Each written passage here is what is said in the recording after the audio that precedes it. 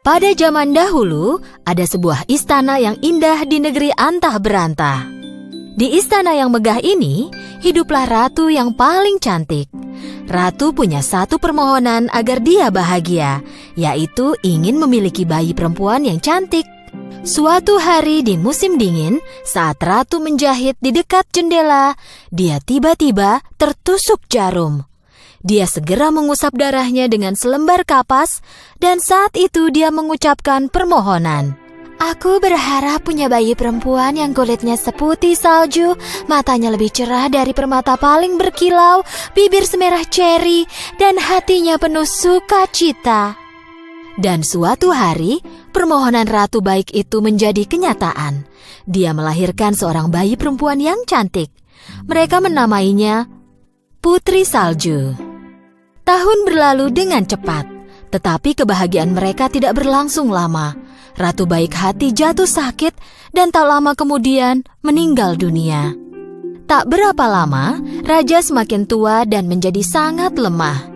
Jadi dia menikah lagi dengan seorang perempuan. Ratu baru ini cukup cantik, tapi hatinya jahat. Dia seorang wanita yang sombong dan pencemburu. Setiap hari, ratu akan melihat ke cermin ajaibnya dan menanyakan pertanyaan ini. Cermin-cermin di dinding, siapakah wanita tercantik di seluruh negeri? Dan cermin ajaib akan menjawab, Tak ada yang mulia, Andalah satu-satunya wanita paling cantik. dan ratu akan sangat senang dengan jawaban ini. Sejak kedatangan ratu jahat, semua yang ada di istana mulai berubah. Karena perbuatan jahatnya, kerajaan menghadapi banyak sekali masalah. Jadi untuk mengatasi masalah itu, raja harus pergi dari istana. Ratu jahat sangat senang karena kini raja pergi, dia bisa melakukan semua sesuka hatinya. Tahun berlalu dengan cepat dan Putri Salju tumbuh menjadi gadis yang cantik. Di tempat yang tak terlalu jauh, seorang pangeran tiba-tiba melihat bayangan Putri Salju di sungai tempat dia minum air. Dia segera melihat sekeliling, tetapi tidak melihat seorang pun selain burung-burung di atas kepalanya. Pada suatu hari, ratu berada di depan cermin ajaibnya lagi. Cermin-cermin di dinding, siapakah yang tercantik di seluruh negeri? Cermin menjawab, Begini, maaf, tapi bukan Anda ya ratuku. Putri Saljulah wanita tercantik. Ratu sangat marah ketika mendengar jawaban cermin ajaib. Dia segera memanggil pemburu favoritnya dan memberi perintah yang menakutkan. Bawalah Putri Salju ke hutan dan ambil jantungnya untukku.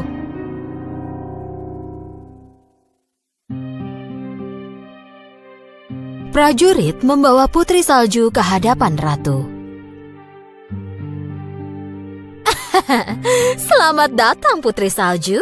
Kupikir kau bosan di dalam istana. Pergilah cari udara segar di hutan. Jangan khawatir, pemburuku yang terpercaya akan menjagamu. Pemburu membawa Putri Salju ke dalam hutan. Dia harus melakukan apa yang diperintahkan ratu.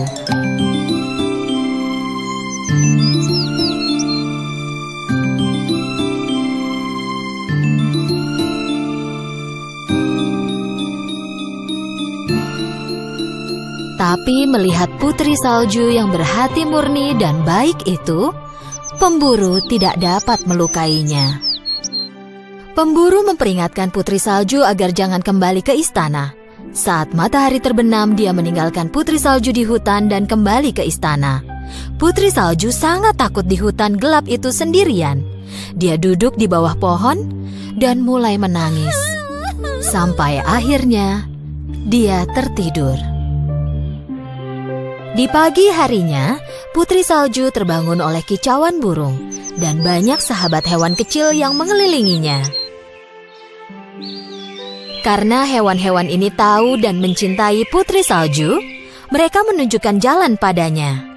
Mereka membawa Putri Salju ke rumah mereka yang juga sekecil tubuh mereka. Dengan ragu, Putri Salju membuka pintu. Semua yang ada di dalam rumah itu berukuran sangat kecil dan berantakan. Putri Salju tak bisa menebak siapa pemilik rumah itu, tapi dia tak punya tempat tujuan lain. Jadi dia memutuskan untuk bersih-bersih.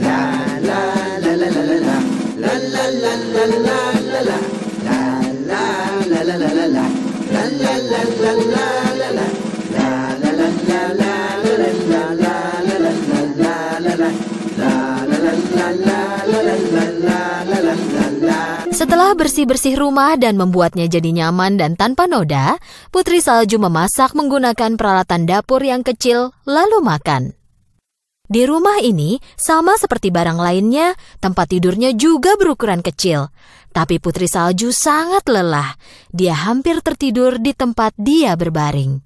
Dia pikir tak akan ada bahaya yang menimpanya di tempat ini, lalu jatuh tertidur pada beberapa tempat tidur yang digabungkan. Di malam hari, 7 kurcaci yang merupakan pemilik rumah cantik itu pulang ke rumah setelah bekerja di pertambangan.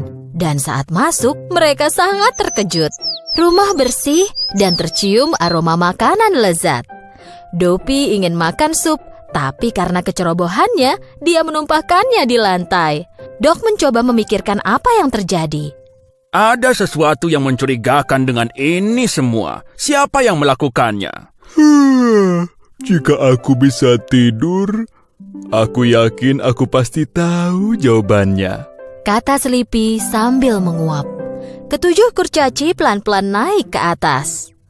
Saat mereka masuk ke kamar, mereka tak percaya pada apa yang mereka lihat. Di atas tempat tidur mungil mereka, terbaring seorang gadis yang sangat cantik. Mendengar suara-suara, Putri Salju terlonjak ketakutan dari tidurnya dan melihat 14 mata dari 7 kurcaci menatap ke arahnya.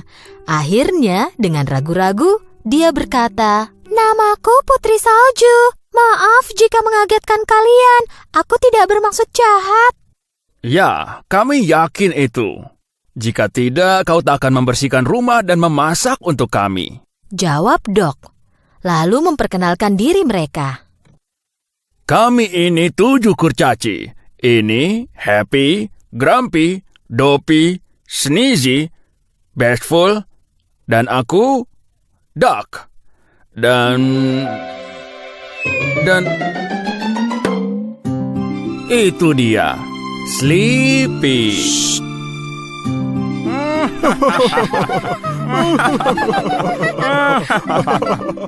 Putri Salju senang sekali karena punya 7 orang teman lagi yang menyenangkan. Ia bercerita tentang semua yang telah terjadi. Ketujuh kurcaci sangat sedih mendengar semuanya. Mereka meminta Putri Salju tinggal bersama mereka. Putri Salju setuju dan selalu membantu. Mereka mulai hidup bahagia dan damai. Tapi kebahagiaan mereka tak berlangsung lama. Suatu hari, Ratu menanyakan pertanyaan yang sama ke cermin ajaibnya. "Cermin-cermin di dinding, siapakah wanita tercantik di seluruh negeri?" Jawaban cermin masih sama. Begini, maafkan aku, tapi bukan Anda yang mulia. Putri Salju, dialah yang tercantik dari semuanya. Tapi Ratu pikir Putri Salju sudah meninggal. Ratu sadar bahwa jantung yang pemburu bawakan sebenarnya jantung rusa dan memutuskan untuk melakukannya sendiri kali ini. Pagi hari yang menyenangkan di rumah 7 kurcaci. Putri Salju mengantar kurcaci bekerja dengan ciuman di pipi mereka. Dok mengulangi peringatannya seperti biasa. Jangan lupa aturan kita. Jika ada orang asing mengetuk pintu saat kami tidak di rumah, jangan dijawab. Baiklah Dok, tapi kalian jangan terlambat pulang ya. Saat Putri Salju menyiapkan makan malam, terdengar ketukan di pintu. Dia tak mengira kurcaci akan pulang jam segini. Siapa itu? Dok, apa itu kalian? Dari luar terdengar suara wanita tua. Aku tak bermaksud jahat, Nak. Tolong buka pintunya. Melalui lubang pintu, Putri Salju melihat wanita tua malang di luar yang dia pikir tak mungkin menyakitinya. Jadi dibukanyalah pintu. Oh, gadis cantik. Aku ini wanita tua yang kebetulan lewat.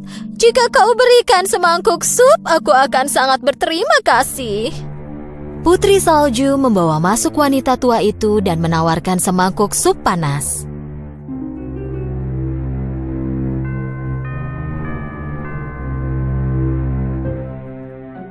Terima kasih, sayang. Aku tak punya uang, tapi punya apel merah cerah paling lezat untukmu. Satu gigitan akan terasa seperti surga. Putri Salju menggigit apel itu karena penasaran.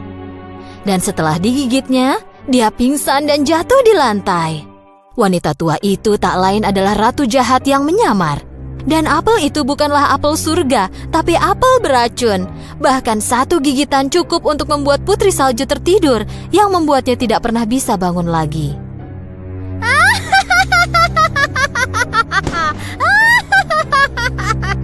Ketika 7 kurcaci pulang, mereka menemukan Putri Salju terbaring di lantai. Dok menemukan apel dengan bekas gigitan. Apel yang dia makan ini pasti beracun. Ini pasti perbuatan ratu jahat. Putri Salju sangat cantik meski tertidur.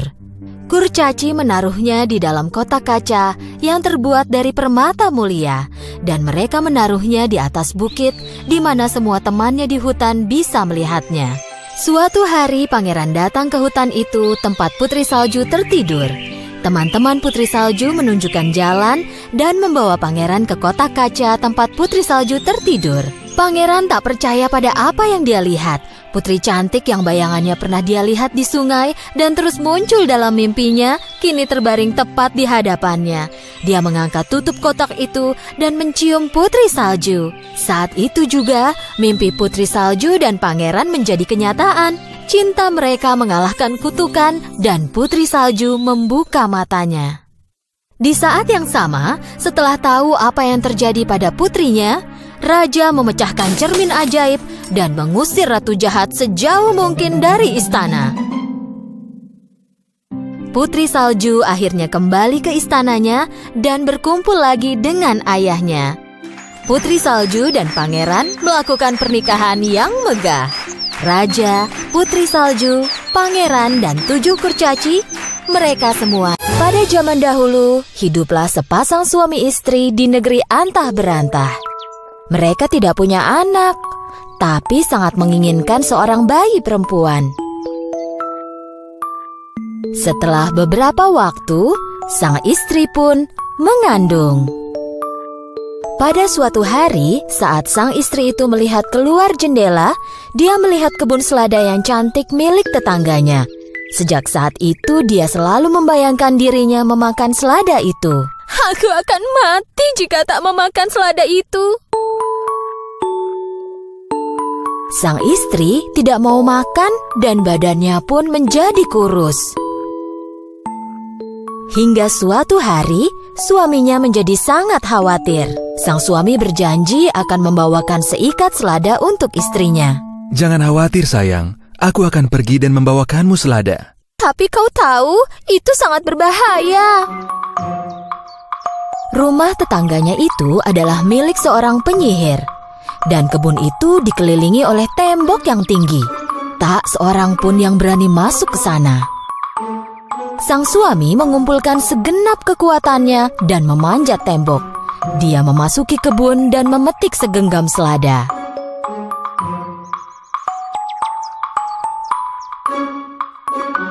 Istrinya memakan selada itu dengan sangat senang dan merasa agak lebih sehat. Tapi sayangnya, segenggam selada tidak cukup untuknya. Besoknya, sang suami pun pergi lagi ke kebun itu. Tapi kali ini, penyihir sudah menunggunya. Beraninya kau masuk ke kebunku dan mencuri seladaku. Istriku sedang hamil dan ingin sekali makan selada dari kebunmu. Kau kan bisa meminta izinku dulu. Kami semua sangat takut padamu. Kupikir kau tak akan mengizinkanku. Maafkan aku. Memaafkanmu? Kau akan dihukum. Jika istriku tak bisa makan selada, dia akan sakit dan tak akan bisa melahirkan. Tolonglah.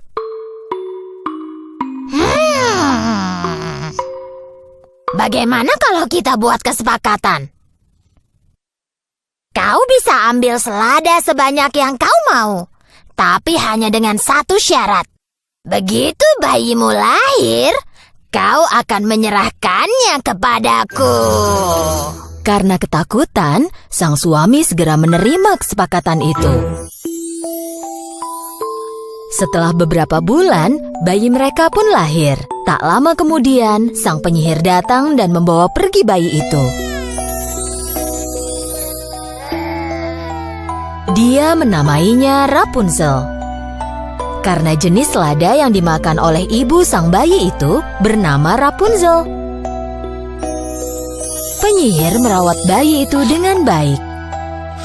Saat Rapunzel berusia 16 tahun, dia menjadi gadis muda yang sangat cantik. Penyihir menaruhnya di menara yang tinggi di tengah-tengah hutan. Tetapi menara ini tidak ada tangganya. Hanya ada satu jendela kecil di puncak menara. Penyihir tak pernah memotong rambut pirang gadis cantik itu. Saat penyihir mengunjungi Rapunzel, dia akan berteriak memanggil dari bawah. Rapunzel! Rapunzel!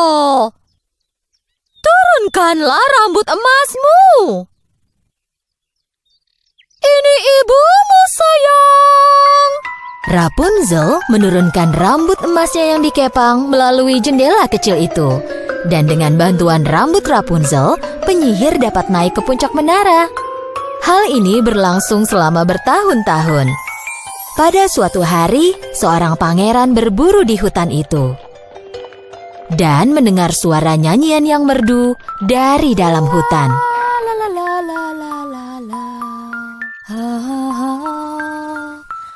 Suara yang sangat merdu. Pikir pangeran, lalu mengendarai kudanya mencari suara yang indah itu.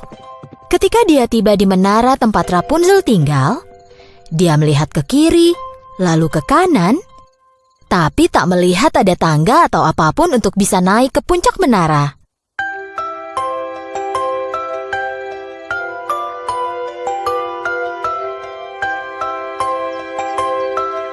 Karena terpesona oleh keindahan suara itu, pangeran datang ke menara itu setiap hari, tapi tak bisa memecahkan bagaimana caranya bisa naik. Pada suatu malam, sekali lagi pangeran mendekati menara itu. Dia melihat sang penyihir menunggu di bawah menara. Rapunzel! Rapunzel! Turunkanlah rambut emasmu. Ini ibumu, sayang.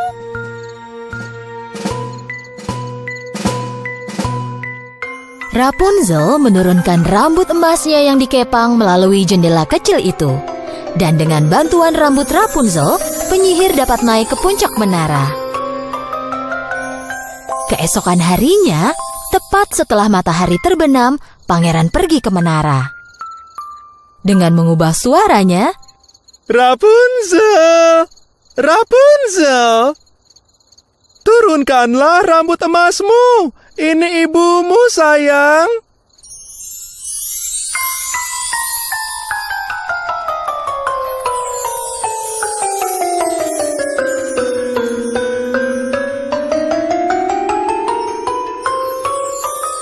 karena pertama kali dalam hidupnya melihat orang selain ibunya, Rapunzel sedikit takut.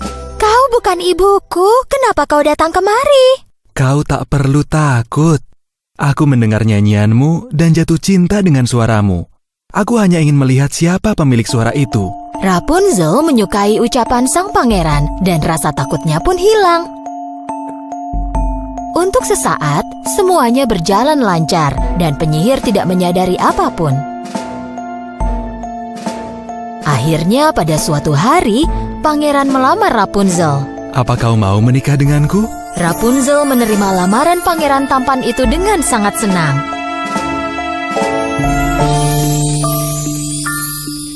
Tetapi Rapunzel tidak punya cara untuk turun dari menaranya. Tiba-tiba, dia punya ide cemerlang. pangeran mulai membawakan sepotong kain setiap kali dia datang ke menara. Rapunzel mengikatkan potongan kain itu sehingga menjadi tali. Tapi pada suatu hari, Rapunzel membuat kesalahan besar dan tak sengaja mengucapkan, "Ibu, pangeran memanjat rambutku lebih cepat daripada ibu." "Pangeran mana? Pangeran mana?" Saat itulah penyihir menyadari bahwa ada yang mencurigakan dan mulai membentak Rapunzel. "Kenapa kau tega mengkhianatiku?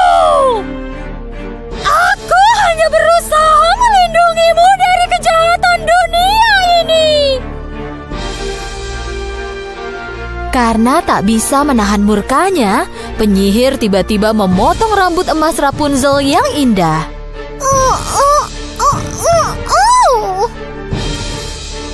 Lalu mengirim Rapunzel ke gurun di tempat yang sangat jauh. Malam itu, penyihir tinggal di menara dan menunggu pangeran tiba. Tak berapa lama, dia mendengar pangeran dari bawah menara. Rapunzel, Rapunzel, turunkanlah rambut emasmu. Ini aku, pangeran. Penyihir menurunkan rambut Rapunzel yang dipotongnya. Tanpa tahu apa yang menunggunya, pangeran mulai memanjat. Saat tiba di puncak, dia melihat penyihir dan bukannya Rapunzel. Pangeran menduga telah terjadi sesuatu yang buruk. Saat penyihir mulai menyerangnya, sang pangeran terdorong ke belakang dan jatuh dari menara.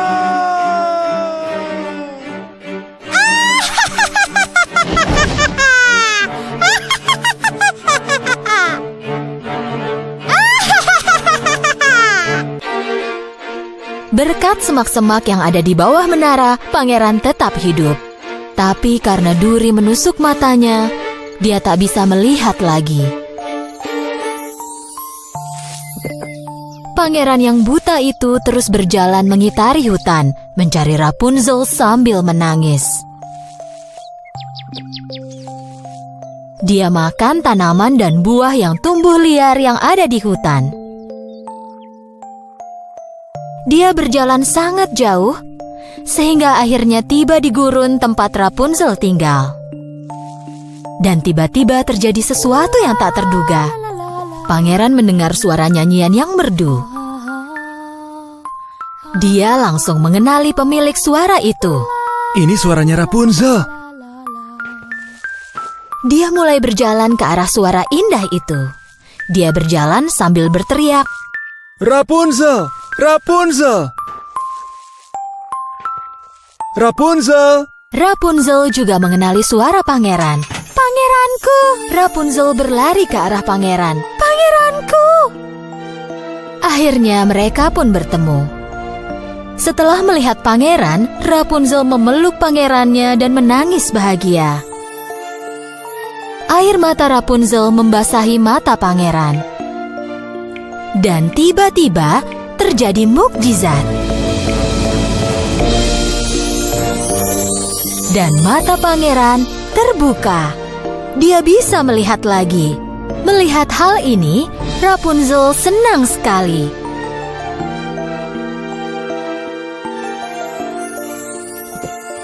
Mereka pun kembali ke kerajaan sang pangeran dan disambut dengan sukacita.